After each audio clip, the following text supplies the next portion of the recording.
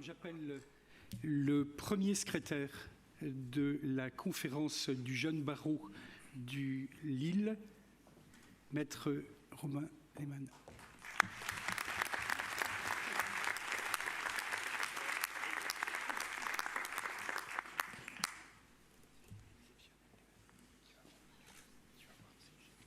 Abbeville, 1766. La ville des abbés compte 18 000 habitants, 14 paroisses et 125 tavernes. Les églises sont pleines à craquer, les barriques sont vides. Pour vivre ici, il faut boire. Pour survivre, il faut prier et boire encore. Boire pour oublier, prier pour être pardonné. Par chance, le vin de messe est bon. Chacun profite de son tanin du dimanche, de sa robe rouge vive de prélat, de son goût taquin, acide.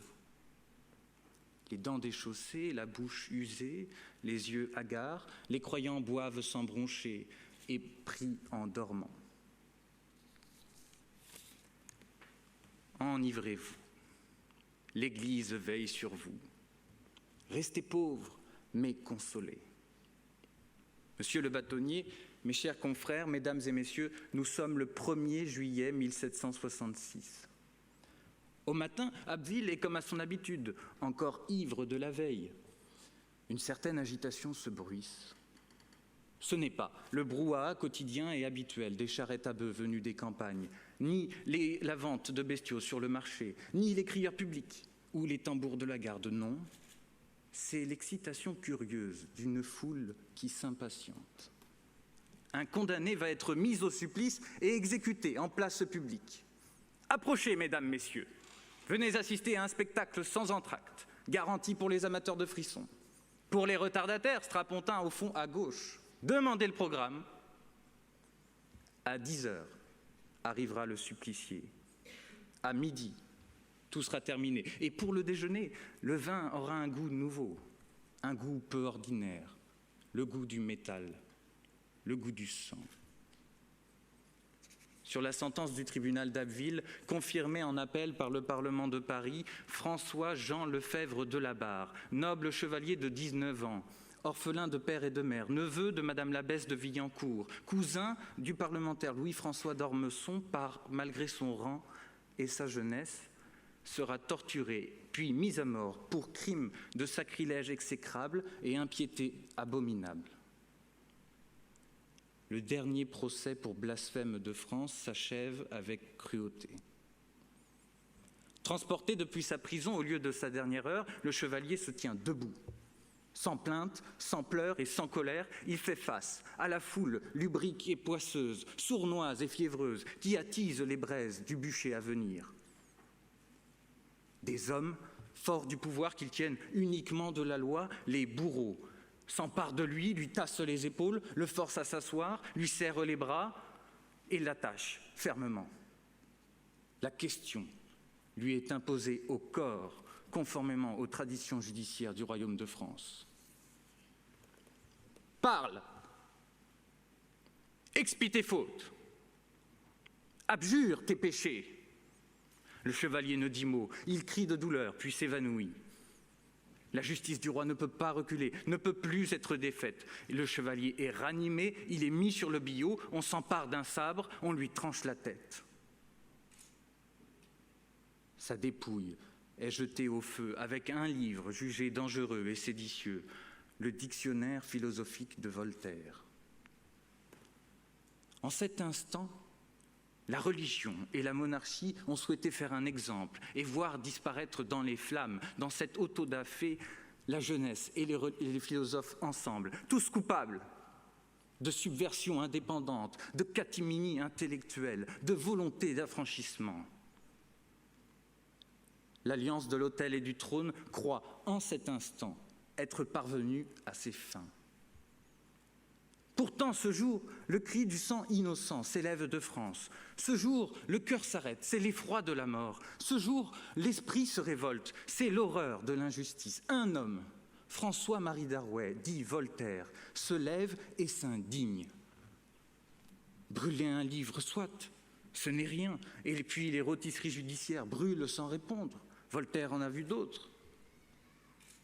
Mais cet enfant, cet adolescent, accusé faussement, condamné affreusement, Voltaire ne le supporte pas. En ami de l'humanité, son cœur tremble au sort de l'infortuné. Il faut se battre. Non, mieux, il faut défendre, inspiré par le cœur, motivé par l'esprit, engagé au combat. En un mot, Voltaire devient avocat. Il s'empare des pièces du dossier et se jette dans la bataille. Ses conclusions seront cinglantes. Elles exposent d'abord les faits. Reprenons-les. C'est dans la nuit du 9 août 1765 que commence l'affaire du chevalier de la Barre. Cette nuit, le Christ en croix, trônant sur le pont d'Abbeville, est retrouvé mutilé par griffures et entailles. Cette nuit, le scandale public se mêle à la sainte indignation ecclésiastique qui réclame vengeance et exige les pires supplices contre les profanateurs. Une nouvelle ordalie est inventée, celle de la génuflexion obligatoire. Tous ceux qui se mettent à genoux sont innocents, tous ceux qui restent debout sont coupables. La mesure est d'une piètre efficacité. Alors les serviteurs de Dieu mettent dans la main des juges civils le glaive qui leur est interdit de porter et les engagent à ouvrir une enquête criminelle. Toute la ville est appelée à comparaître. Allons parler, dénoncer, calomnier, sous peine d'excommunication. Obéissez. Les témoins accourent devant le juge instructeur brutal. Ils ne savent rien, mais chacun doit dire quelque chose. Et s'il n'y a rien à dire, il reste un verre à boire. Et mesdames et messieurs, je dois ici vous faire une confidence. En ce XVIIIe siècle, il n'existe pas d'école nationale de la magistrature. Et les magistrats accèdent à leur fonction par une formation dite accélérée. Jugez plutôt. Ancien marchand de vin, de cochons et de bœufs, brutal sans l'étable, drapé dans le pouvoir d'une toge de magistrat qui ne le rend pas plus intelligent, il a acheté pour 50 francs une licence en droit dont il tire une connaissance imprécise en matière de louage de cheptel. Un à un, il reçoit les agneaux de l'Église et interroge. « Que savez-vous du Christ tailladé ?» Nicolas Lavallée répond « Moi, rien. Par contre, j'ai entendu le chevalier et ses amis chanter une chanson libertine dont je ne connais pas moi-même les paroles, je vous en assure, mais j'en connais seulement le titre. Madelon a les pieds de cochon. Comme vous, monsieur le juge. Est-ce possible, chanter pareille sornette? Mais quelle horreur! Notez, greffier, notez. Ursule Gondalier, femme du peuple, atteste, je jure par tous les saints, que mon cousin a vu le chevalier de la Barre passer à 25 pas d'une procession religieuse le jour de la fête Dieu sans ôter leur chapeau. Comment? Les impudents! Notez, greffier, notez. En urgence, 5 jeunes gens de 16 à 22 ans, tous nobles, sont décrétés d'arrestation, leurs logis perquisitionnés, leurs affaires confisquées. Chez le chevalier, on découvre des livres libertins et interdits. L'Aude à Priape, Thérèse philosophe, le portier des Chartreux, la tourière des Carmélites. Quelle luxure! Seul le démon peut posséder de tels ouvrages. Lisez, greffier, lisez. Et là, caché sous l'armoire, le dictionnaire philosophique de Voltaire, objet de toutes les censures, motif de tous les crimes. Brûlez, greffier, brûlez. De nouvelles dénonciations approchent. Approchez, bonnes gens, honnêtes personnes, venez susciter l'opprobre. Un domestique soutient avoir vu le chevalier s'agenouiller devant ses livres et un jour, à la messe, l'avoir entendu jurer « Diable, foutre !» avant de jeter un livre, un évangile, dans un pot de chambre et l'avoir jeté par la fenêtre. Nom de Dieu, la coupe est pleine. Ne notez plus, greffier, j'enquête à charge et à décharge et j'ai assez chargé. Sur cette masse de délation, Voltaire synthétise. Il n'y a rien dans ce dossier sur l'entaille faite au crucifix. Il n'y a rien dans cette enquête sur le Christ, la mutilation du Christ qui fit si grand bruit. Le chevalier est-il condamné pour ne pas avoir ôté son chapeau devant une procession, pour avoir chanté et avoir ri et s'être moqué de la religion? Fadaise, ce ne sont que forfanteries d'enfants. Il est condamné, en revanche, sans aucune défense ni avocat, pour avoir tenté d'être libre en pensée, crime absolu de lèse-majesté royale et divine. Il est condamné pour des motifs politiques étrangers à sa personne et dirigés contre le parti philosophique, contre les Lumières, contre Voltaire, Diderot, d'Alembert, contre la raison. Derrière la mascarade de justice, c'est le procureur du Parlement de Paris, Omer Joly de Fleury, ce petit hypocrite, ce petit ballon noir gonflé de vapeur puante, qui tire les ficelles, abuse de ses pouvoirs et exhale sa haine. Il a juré par tout moyen la perte des philosophes et il extirpe au Parlement de Paris la confirmation de la condamnation du tribunal d'Abbeville à 15 voix contre 10, 5 parlementaires seulement. Les impostures judiciaires, les superstitions religieuses triomphent, mais à quel prix? La torture et la mort pour avoir chanté une chanson, la torture et la mort pour s'être interrogé sur l'existence de Dieu, la torture et la mort pour ne pas avoir ôté son chapeau devant des religieux. Les tourderies, les amusements de la jeunesse condamnés dans le sang, voilà tout ce qu'une nation monarchique de droit divin peut offrir. Mais une monarchie qui n'entend plus les recours en grâce et reste sourde aux plaintes du peuple ne peut que péricliter. Mais une religion qui ne tient plus que par des bourreaux ne peut plus subjuguer les esprits, elle les indigne, elle les révolte. Les ordres s'effondrent et le peuple s'interroge. Est-ce un crime de poser la question de l'existence de Dieu? Est-ce vraiment un crime de se moquer de la religion, de ses envoyés, de ses serviteurs, par la parole, par le dessin, par la caricature ou la chanson? Vengeurs du divin, terroristes, vous n'étoufferez pas notre liberté de pouvoir railler ce que vous décrétez être sacré. Voltaire n'obtient pas de son vivant la réhabilitation du chevalier, mais au moment où le brasier s'éteint, la foule demeure immobile, silencieuse, consciente de son erreur fatale, consciente d'avoir été manipulée. Elle s'élance, furieuse, prête à lapider les juges et les curés infâmes qui ont sacrifié au profit d'intérêts serviles les idéaux de l'humanité et sa jeunesse, sa joie de vivre, ses chants, ses rires, ses combats, sa liberté, sa jeunesse, sa tendresse, sa vie, son souffle et ses espoirs.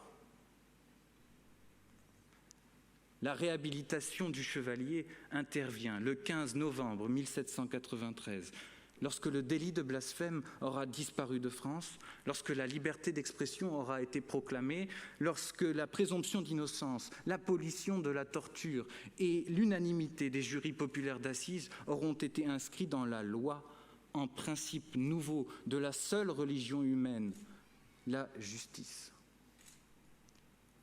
25 ans avant la Révolution, ce procès a éveillé les consciences. En France, nous profitons de ce legs extraordinaire. Ne l'oublions pas. Car aujourd'hui encore, dans le monde, des hommes et des femmes sont menés à la mort judiciaire ou incités par elle pour délit de blasphème. Certains n'attendent même plus le procès. Le 25 septembre 2016, Nahed Hatta, écrivain jordanien, a été assassiné sur les marches du palais de justice où il se rendait pour être entendu au titre d'un procès mené pour incitation à la discorde confessionnelle, insulte à l'islam, après avoir publié une caricature jugée offensante. Il y a 6 ans, Asia Noreen, chrétienne au Pakistan, a été dénoncée à la police par un religieux pour crime de blasphème. Depuis sa cellule, elle attend l'issue de son ultime recours devant la Cour suprême du Pakistan qui doit se prononcer en ce mois d'octobre 2016. 250 ans après l'affaire du chevalier de la Barre, nos pensées s'envolent vers ces nouvelles victimes d'une justice inféodée au pouvoir religieux, aux politiques et à l'intolérance humaine. Notre cœur leur appartient. Notre esprit les soutient. Leur cause est notre combat. Nous sommes tous leurs avocats.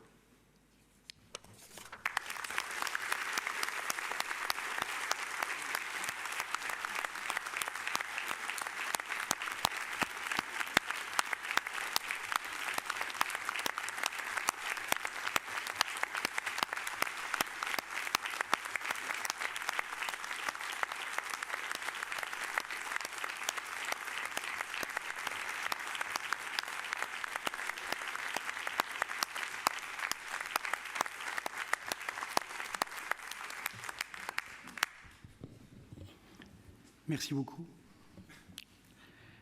J'appelle pour la remise du prix à Maître Charles Merlène, second secrétaire,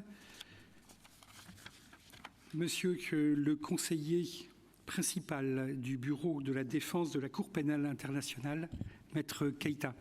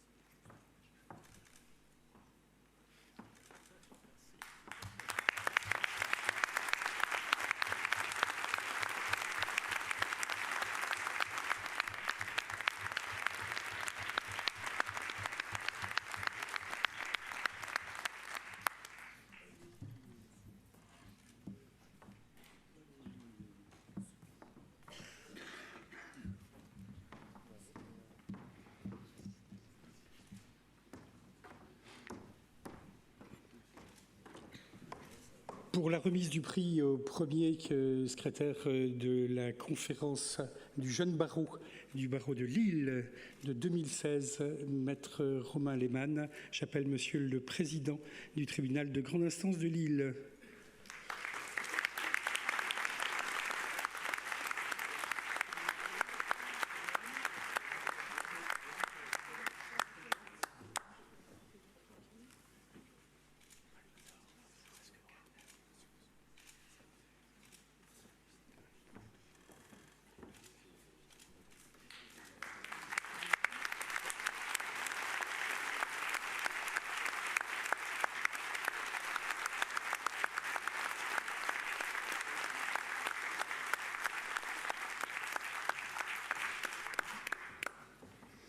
Je dois bien sûr remercier nos sponsors, la société Feuillat, l'agence de voyage Montaigne et la société Canon.